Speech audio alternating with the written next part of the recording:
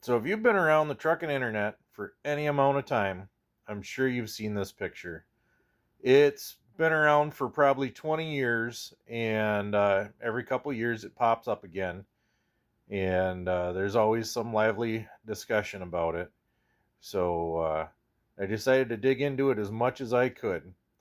Uh, Obviously, this is two K100 cabs. You can see the front cab is cut down just over the wheel wells, and has from some of the posts I've read, it was plywood.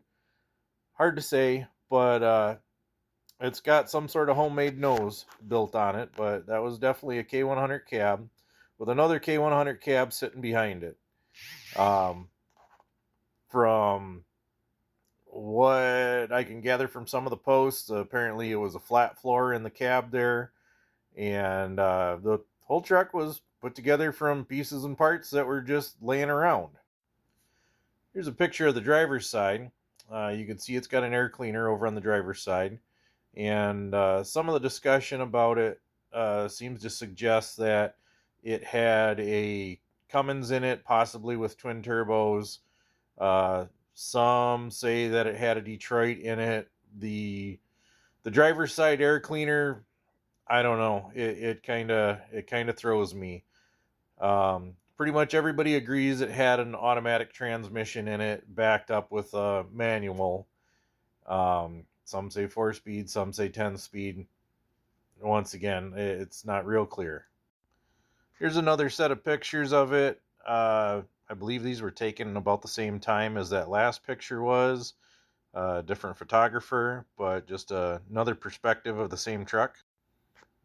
And from the comments I've gathered, that this man here, Gene Wyson of Fulton, Missouri, is the man behind the truck. He's the guy that built it.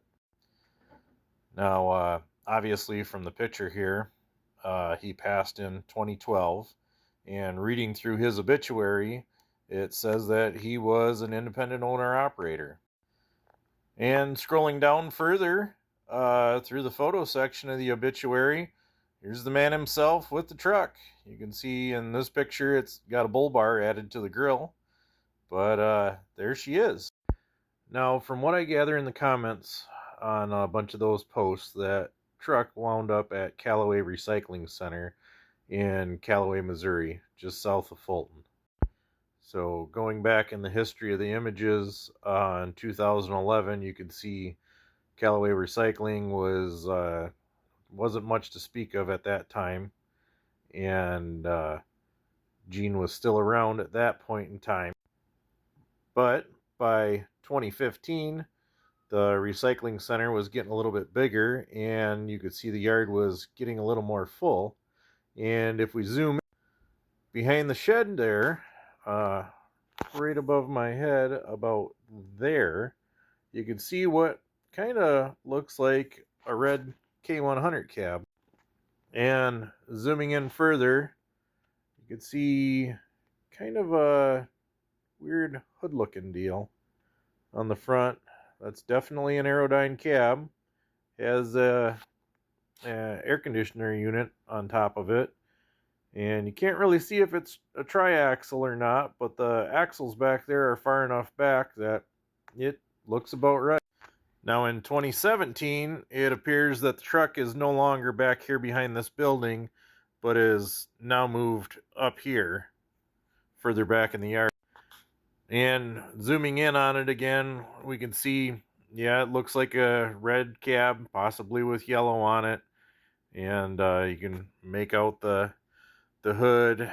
Appears that the drive tires have been taken off and are piled up behind it now. 2018, the weeds are growing up around it, but it still appears like it hasn't moved at all. But by 2019, it appears that the back cab, anyway, has been removed from the chassis and set on the ground. And by 2022, the chassis is no longer there. The cab's still sitting in the same. And the latest image from earlier this year, it's pretty blurry. It still appears that may be the cab sitting there. It's hard to tell.